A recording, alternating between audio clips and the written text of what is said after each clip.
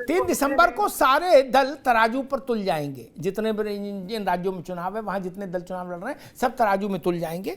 और ये भी देखना होगा कि समाजवादी पार्टी ने मध्य प्रदेश में जो टिकटें अनाउंस की हैं वो किसका नुकसान कर रहे हैं, किसका फायदा कर रहे हैं, ये भी 3 दिसंबर को पता लग जाएगा। खैर, मेरा मानना ये है कि वो राजनीतिक दल किसी भी जाति, वर्ग, संप्रदाय, मजहब का वोट के लिए अपना पेटेंट का दावा नहीं कर सकते जो इस उम्मीद पर रहें कि जनता खुद ही जो सत्ता में है उससे नाराज होगी तो फिर हमें वोट देगी। नहीं, ये लोकतंत्र का स्वस्थ स्वरूप नहीं है।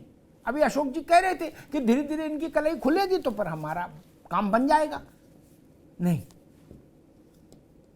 रामलाल फेल होगा इसलिए मैं पास हो जाऊंगा, ये कौन सी थ्योरी है? ये कौन सी थ्योरी है भाई? बोला फलनवा फेल होगा तो मेरा नंबर लग जाएगा। नहीं नहीं, ये लोकतंत्र का रास्ता नहीं।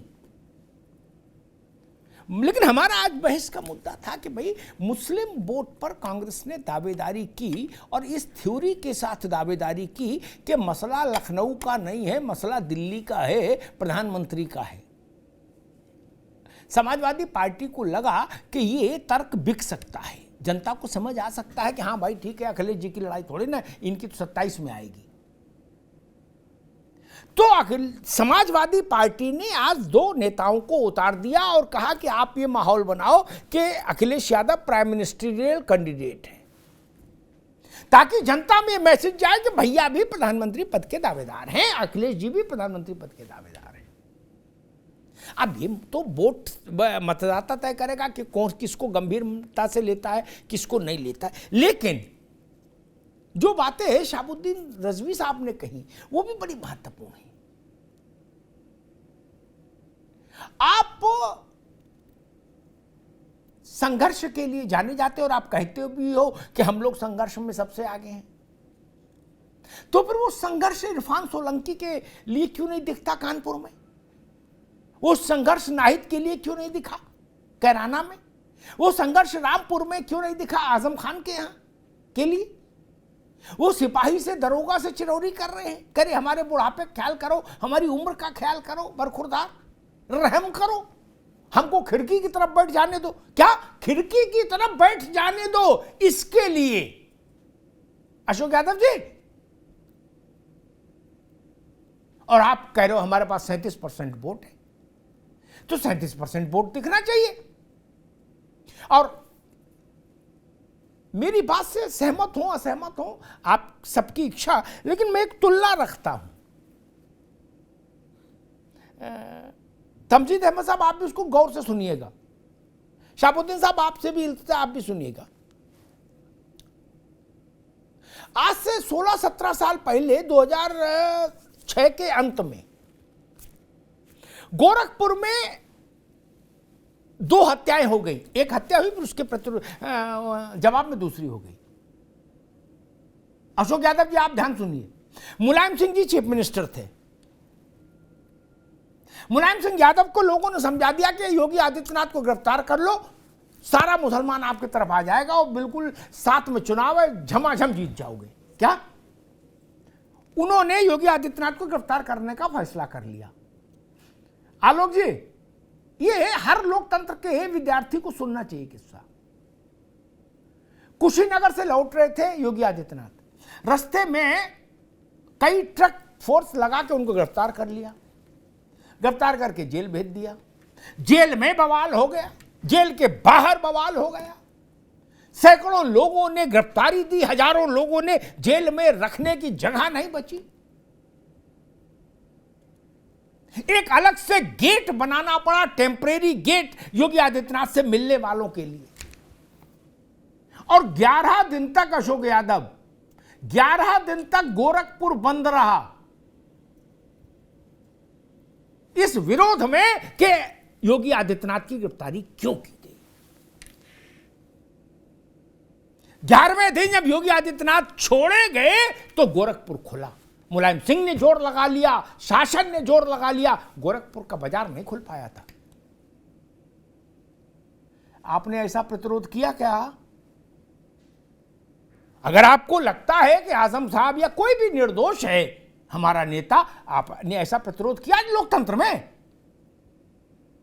आप धरने पर बैठे, कहीं आमरण अनशन किया?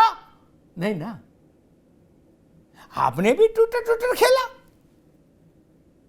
कि हम आपके साथ हैं। अब अगला देख रहा है कि मेरे साथ तो कोई है ही नहीं भैया।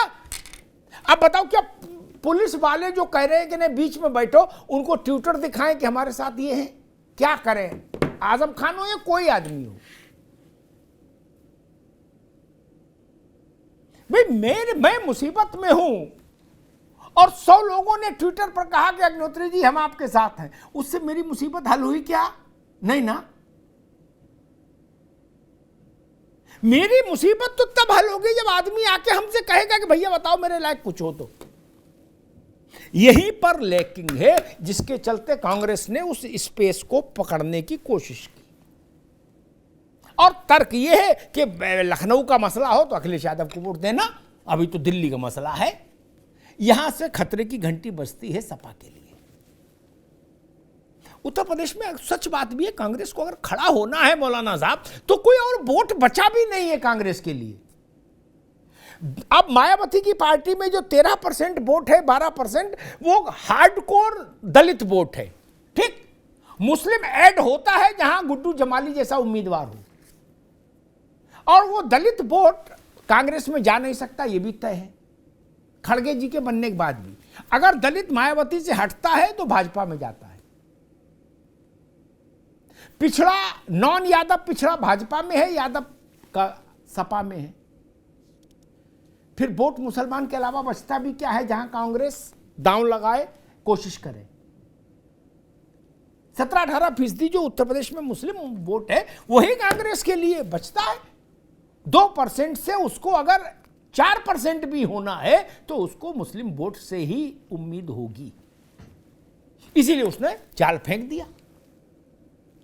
ये जाल समाजवादी पार्टी के लिए मुश्किल पैदा करेगा, क्योंकि आपकी भी जरूरत से ज्यादा डिपेंडेंसी है एम पर, और ठीक भी है, एम हट जाए तो मामला गड़बड़ा भी जाएगा। अगर शहाबुद्दीन रजवी साहब कह रहे थे कि समाजवादी पार्टी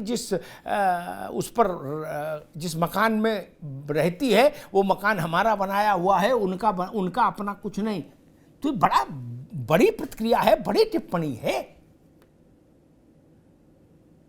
और मुलायम सिंह यादव के बाद जब वो सक्रिय नहीं थे, तब जो चुनाव हुआ 2022 का विधानसभा का, उस चुनाव में उत्तर प्रदेश के मुस्लिम मतदाताओं ने 1952 से लेके अब तक के सारे रिकॉर्ड ही तोड़ दिए थे। इतना मुस्लिम मतदाता एक मुश्त कांग्रेस को नहीं मिला कभी उत्तर प्रदेश में।